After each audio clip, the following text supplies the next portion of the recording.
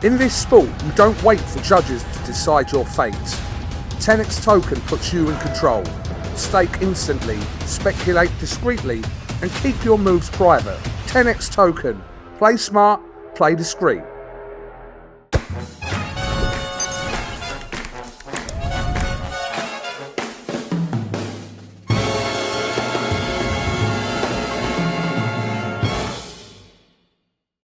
This is Joe Pugh for IFL TV, joint over Zoom. Mams, you at your ranch in Nashville, yeah? I'm in my ranch in sunny Nashville, yeah. Ahead of Misfits Duel this weekend. This card kind of got announced out of the blue. Just a quick one, yeah? Yeah, we've got a really cool partnership with Duel, and we're trying a few new things, get a few new concepts out, and yeah, it was a bit last minute, but I'm glad we got this going because there were some fighters that I really wanted to get back on again, and yeah, we've achieved that. I think it's going to be a fun little card. Kind of liken it to a UFC fight night, except maybe a bit more exciting. Yeah, Fox the G, Little Cray Cray. Anyone who's seen them fight before, that's going to be an exciting fight, isn't it? Oh man, it's been. I mean, if Cray Cray, I was very excited to get him into Misfits, and it took a while because he had some other obligations with Team USA and all of that. And then Fox the G, his journey with me has been amazing because I started watching randomly. YouTube recommended his videos, and I was like, this guy's quirky and he's got like a star quality. And I was like, I want him involved in Misfits because he was talking about Misfits on his channel. So I called him and I said, look, come and do some guest announcing type stuff if you want. And he had his quirky little suit and those, I think they were ruby shoes or something. I've seen a pair on you as well. Oh, I don't Uh, think so. Don't think so. but yeah, he came and killed it. And what I didn't know is he was boxing and he was doing a couple of amateur fights here and there, a couple of smokers, and I was like, he's actually got some talent. So it's definitely a big ask of him to go for the title, but what a story if he wins that. And similarly for Cray Cray, he's technically one of the most sound boxers in the crossover space. So I think it's going to be a banger. It's definitely candidate for fight of the night. Something I was excited for when I see the announcement is the latest signing of Ashton H2O Silv. Very, very exciting prospect. I know he had that setback earlier on in the year, but a great addition, right? Unbelievable. And it's been like I think 2 years, a year and a half in the making. You know, I've got a great relationship with Ivan, his dad, and his coach. Um, and you know, we've always considered Ashton a very, and then H2O to be a very big talent, a big prospect. And you know, like there's been a rivalry with Misfits and MVP throughout, a few digs here and there. It's all calmed down now, it seems like, so that's good, you know. But when even when Ashton had that loss, it was a shock to everyone, you know, because he was winning every second of that fight leading up to that. Um, that wasn't like it didn't feel good. It wasn't like, oh, let me take the piss. I didn't want to do that because I really believe in him. But him and I are aligned. We've had a couple of conversations about it, and if you can overcome something like that happening as a boxer, as you know, if you can overcome that, you'll be a bigger, better version of yourself. And I think it applies to everything in life. With boxing, it's less forgiving sometimes because it's all about keeping that but that has shifted and changed, you know. Usyk being an example. I mean, there's so many, you know. So people understand that you might have a loss and have an amazing moment to come back, you know. It's happened to Anthony Joshua. I mean, the countless examples. So I think it just depends. You either go left or right. And if he's able to go through the right door and mentally overcome what happened, which I fully believe he will, I think he's definitely got, you know, world title written in his future. Does it feel like this year's been a big kind of set about statement for the real introduction of MF Pro? I think it's been a soft launch, which with some big Mm. moments and some big impacts in terms of the signings. We've got Amir Anderson, who I mean, the guy is unbelievable, and he's looking for his fifth KO, fifth KO this Sunday. What a prospect he is! What a pleasure to work with. Jahan Ingram, I've always been big on him, and I think that he's moving into some new territory with his a new coach for coming up, and I think he's just taking it more and more seriously and understanding what's on the line. And I think he's again the hype about him is I think there's going to be a rebirth of that, because this training camp, you're not going to see an ounce of fat on him, you know, and you're going to see that he's taken it more seriously, even though he's always asking me for a big fight. He's like, give me the biggest fight, give me the biggest names. And I'm like, just hang on. You can't fight a guy who's 19-0 with 14 knockouts until you have a bit more experience. I don't want to throw you in the lions den, but I admire your ambition. I could tell Jahan to fight any.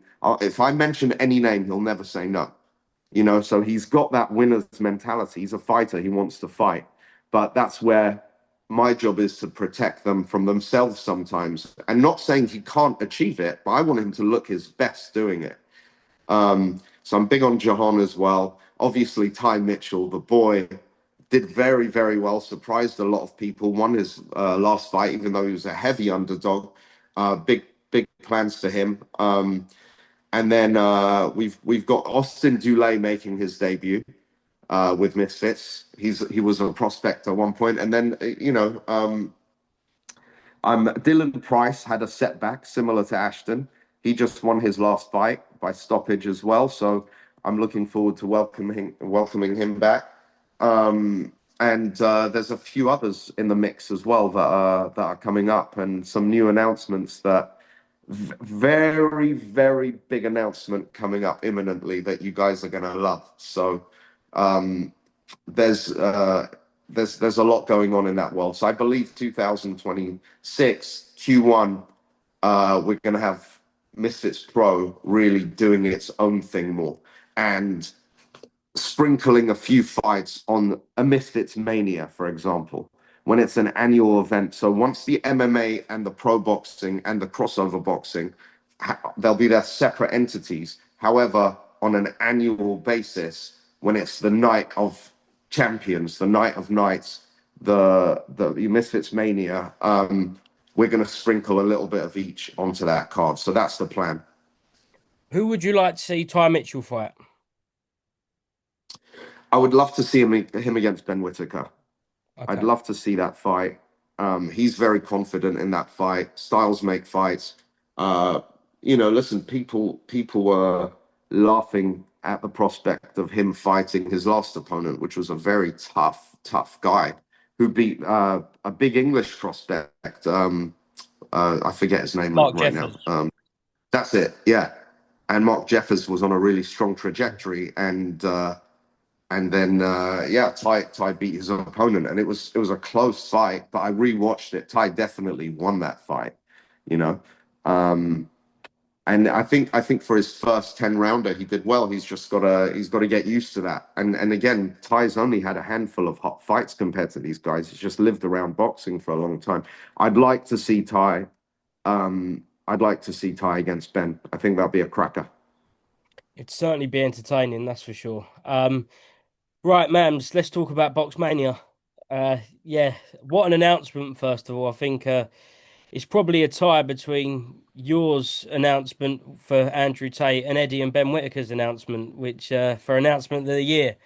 But yeah, absolutely madness. First of all, why go with Andrew Tate?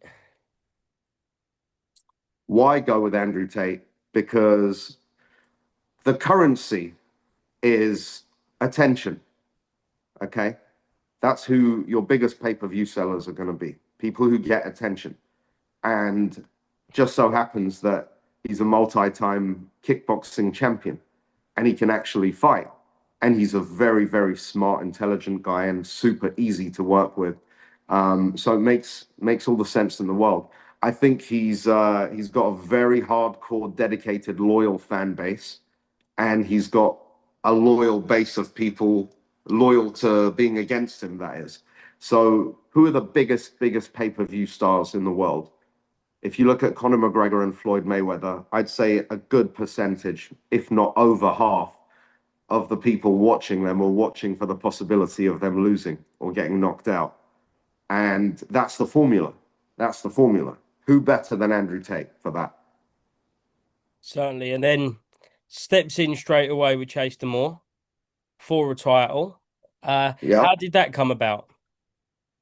Well, as I think for him, he wants the recognition to be the champion and the CEO and the champion at the same time. So it just made the most logical sense.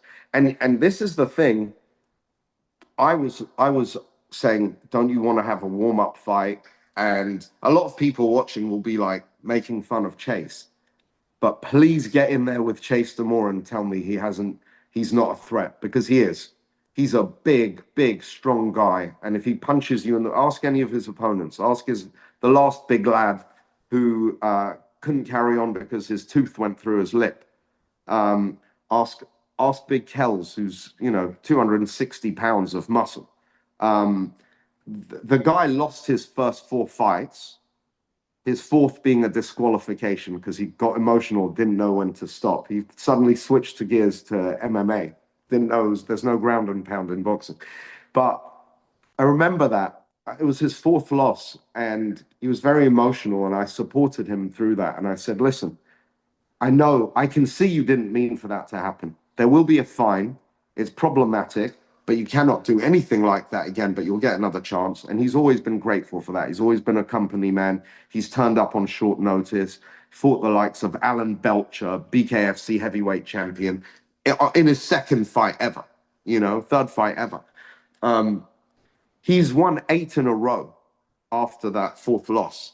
So he knew he had to make vast improvements. He knew he had to become a real threat. So again, Andrew didn't need to do something like this for his first fight after how many years has he been outside of a ring? It's his first ever boxing match, and he's taking on the Misfits heavyweight champ. People can take the piss all they want. Step into the ring with Chase Damore and feel his power. I've spoken to countless sparring partners who are absolutely shocked. Does he look pretty boxing? No. But he's a tough, strong guy. And if you think he's not a threat, you've got another thing coming, which is why I respect so much Andrew's decision to say, let me go for the guy at the top of the food chain right away. Now, if Andrew wins this fight, as the champion, as the CEO, I think it's going to be, there's a lot of fun fights I'm cooking, in my head. Now, if Chase wins, same thing, it's the birth of a superstar. So, don't count Chase out. He's an absolute barbarian in there. Andrew is a veteran, got lots of experience, and he has willpower like no one. So I think it's a case of 2 behemoths in that ring, and it's gonna rock everyone's world. I think it's gonna be a lot of fun. Will we see Andrew Tate fight regularly? I think that's the plan. I mean, he's got the itch, he's got the hunger, and he's training very hard. The cool thing is styles do make fights, as you know. They're both kind of awkward.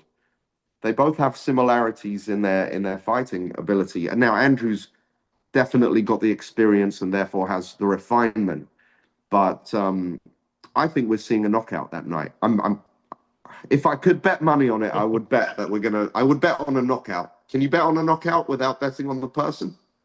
I don't know. Do I see That's see what the odds are. But yeah.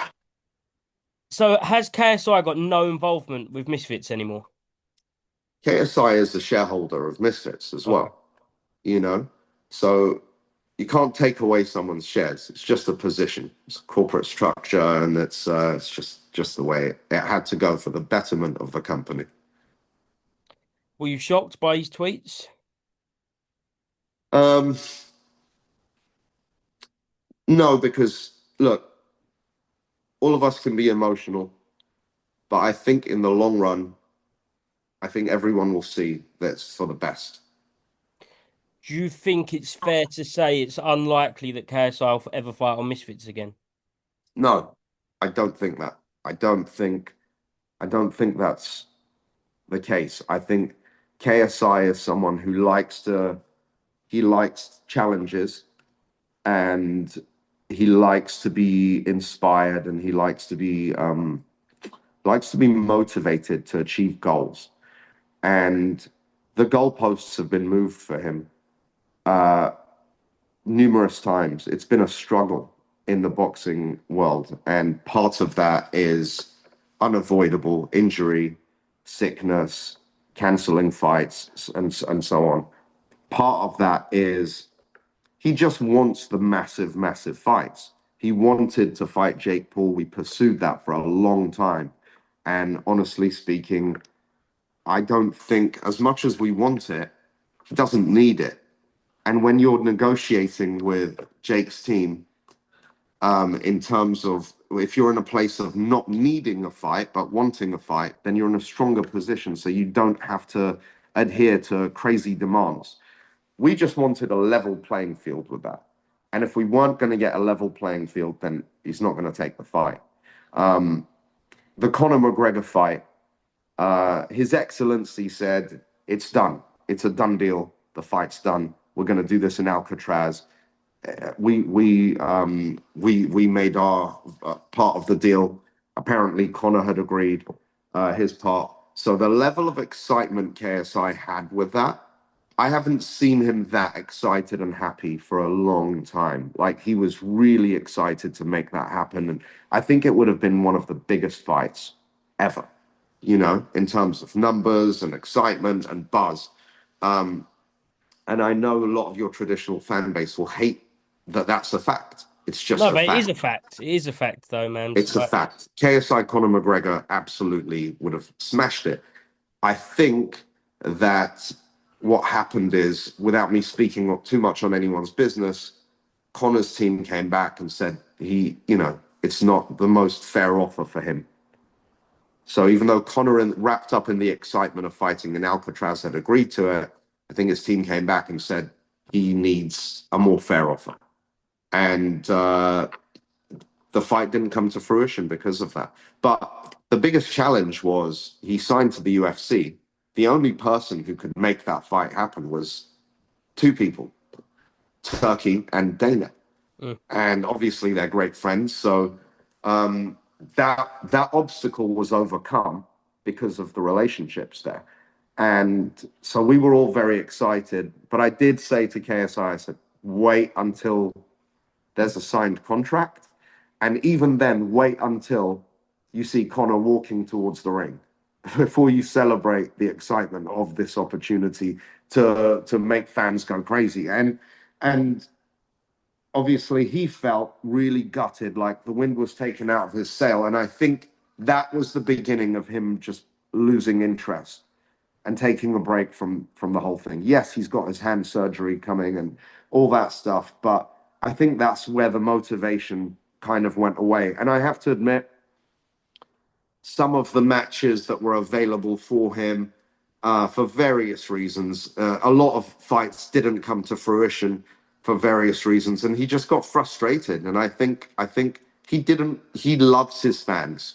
He wants to get them excited. So for him, it was like, I need to get my fans super inspired that and he likes being the underdog. Like, he insisted on the fight with Tommy Fury, even though the terms weren't amazing, in terms of the weight and things like that. So he just wants to make his fans excited. He doesn't want to fight someone for the sake of fighting. He wants it to be an event. And in his words, he's a big game hunter. So listen, it's a similar thing. There aren't many pay-per-view superstars in this world. You can probably count them on one hand, to be honest with you. He's one of them. I fully believe that Andrew Tate is absolutely one of them as well. So, let's see what happens. It's going to be interesting. Last person I want to ask you about is Darren Till, who's kind of become Mr. Misfits for 2025 anyway, headlining those shows. Yeah, what is the plan for Darren? Are you still working with him? I understand it was the end of the contract after that fight. So, yeah, what's the plan? No, he's got another fight with Has he got us. another fight? Yeah, and it's Scouser negotiation tactics, okay? It's Scouser negotiations. I love Darren. Pleasure to work with. And I'm excited. I think he's going to be fighting definitely in Q1. Um, and then after that, I think Mr. Froch is, that's an absolute pay-per-view extravaganza between the two of them. I mean, it'd be massive in the UK. Massive. Is it realistic Conflict. though? I believe so. I believe so. But listen, it's realistic in terms of the money's there, the opportunity's there, Darren's there. Carl and I have had very good conversations that show me that he's motivated. He's interested to test himself. Where is he at now? I think Darren's a great test for that. He's the perfect fit for Carl's agenda. So if it's really in his hands at this point, the challenge is there. He knows it's there. He's expressed interest. Now we gotta paper it up and make it happen. Is there any possibility of Andrew Tate versus Darren Till next year?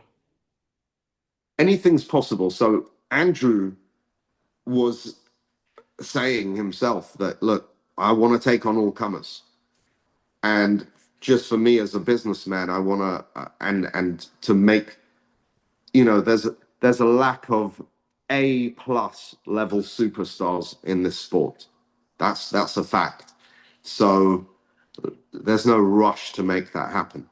I'd like it to happen when it feels natural. For now, it's not a necessity. I'm also not a fan of waiting till everyone loses interest and it's just not there anymore, you know? So it's about finding that balance. It's a fine But line, isn't it, between letting it simmer and letting it overcook. exactly right. Couldn't have put it better myself. And the truth is, like, someone has to lose that fight. How will that impact them? Darren's a rising star. Andrew is, at the top of the hill.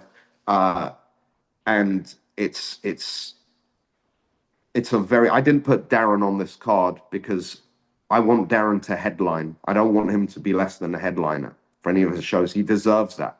He fought for us 3 times already in a short space of time, and he's been very impressive. And I want to keep cooking that and cultivating it. And I think he's a fantastic opponent for Jake Paul. You know, I think that would be a fantastic option as well. So, I think they each have 2 different paths. And will those paths cross when it makes sense? Maybe. Well, excellent, Mams. Thank you very much. Yeah, we'll catch up in Dubai. Yeah. And if not, tune in Nashville this weekend for MF Duel. MF Jewel going to be great. The return of Andre Orlovsky as well, former UFC champion, uh, most knockouts of any UFC heavyweight. I mean, the guy's an absolute beast, fighting our own homegrown Kells, big Kells.